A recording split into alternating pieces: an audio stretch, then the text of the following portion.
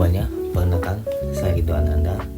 Di video ini kita akan membahas topik yang cukup penting nih dalam dunia kerja, terutama di sektor logistik, yaitu tentang proses rekrutmen.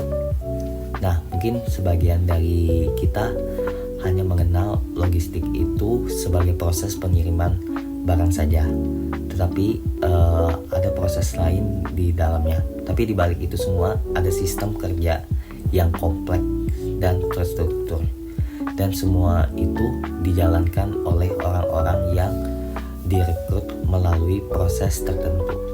Nah, maka dari itu kita akan bahas bareng-bareng nih bagaimana proses rekrutmen itu dilakukan di perusahaan-perusahaan logistik, apa saja tahapan-tahapannya, dan nanti saya juga akan bahas nih contoh studi kasus nyata agar kita lebih paham penerapannya di dunia nyata.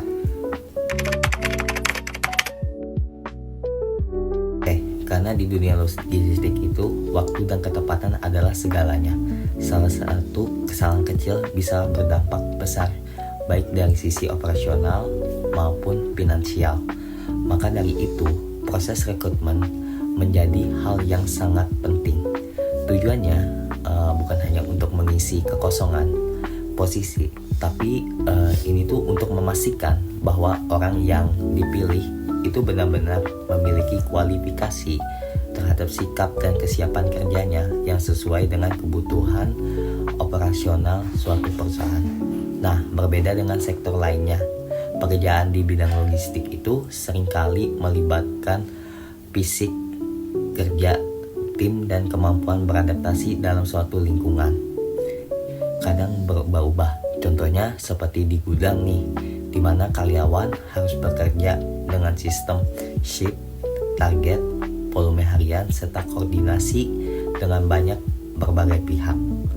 Nah, oleh karena itu proses rekrutmen itu tidak bisa asal-asalan, harus terstruktur, objektif, dan tepat sasaran.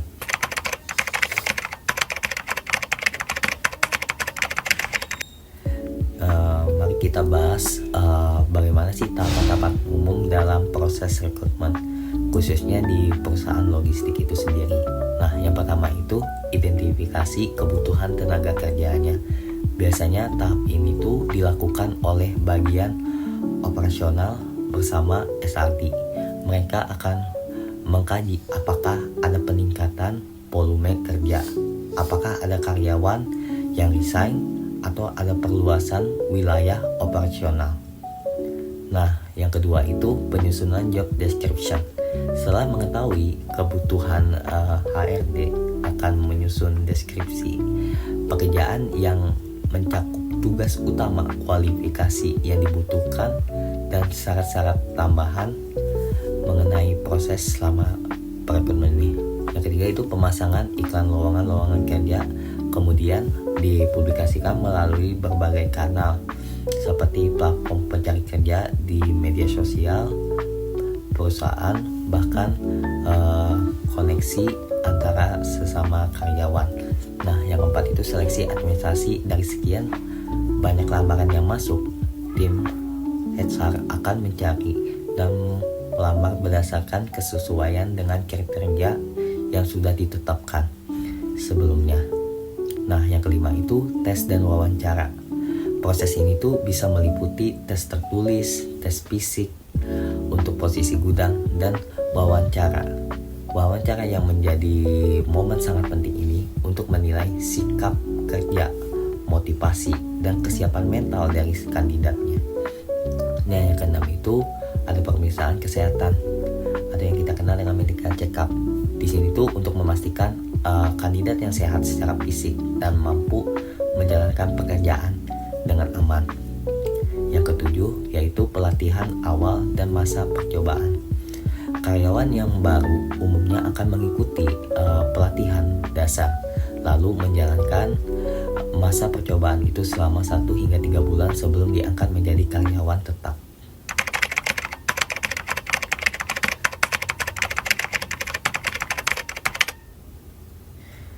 Di sini tuh bagaimana kita udah tahu studi kasus, tapi berdasarkan kenyataannya dari suatu perusahaan bernama PT Tersaja Logistik itu perusahaan ini menangani distribusi barang untuk seluruh area Jabodetabek.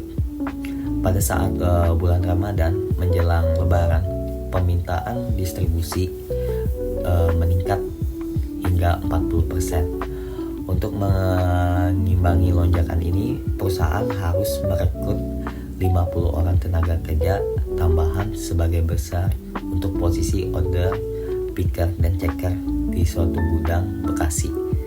Nah, prosesnya itu dimulai dari pemetaan kebutuhan. Lalu SR akan menghubungi mitra kerja dan menyebarkan informasi lowongan dari 300 pendaftar, 200 yang lolos administrasi dan 120 orang mengikuti tes fisik dan wawancara. Setelah proses seleksi dan pelatihan dasar, terdapat 60 orang yang diterima dan 50 diantaranya tetap bertahan hingga proyek itu selesai. Dari studi kasus ini kita menunjukkan bahwa rekrutmen yang efektif harus cepat, akurat, dan tetap memperhatikan kualitas sumber daya manusianya. Meskipun terlihat sederhana, rekrutmen di dunia logistik punya tantangan tersendiri. Beberapa tantangan yang sering muncul itu antara lain yaitu tingkat turnover yang tinggi. Yang kedua, kesenjangan ekspektasi antara kandidat dan realita kerjanya. Yang ketiga itu kesulitan menemukan sumber daya manusia lokal yang siap kerja. Untuk mengatasi hal-hal ini, ada beberapa tips yang sering digunakan, yaitu komunikasikan transparan dalam proses rekrutmennya. Yang kedua, libatkan pihak operasional dalam proses wawancara. Yang ketiga, itu membangun citra perusahaan sebagai tempat kerja yang adil dan berkembang. Terus, evaluasi proses onboarding secara berkala. Nah, itu tadi pembahasan kita tentang proses rekrutmen di perusahaan logistik. Itu lengkap mulai dari alasan pentingnya rekrutmen, tahapan-tahapannya, hingga studi kasus yang relevan. Semoga video ini bisa memberikan gambaran yang lebih jelas, terutama bagi teman-teman yang sedang belajar di bidang manajemen logistik atau yang tertarik bekerja di sektor ini. Kalau kalian punya pengalaman menarik seputar rekrutmen, boleh banget nih share di kolom komentar. Terima kasih.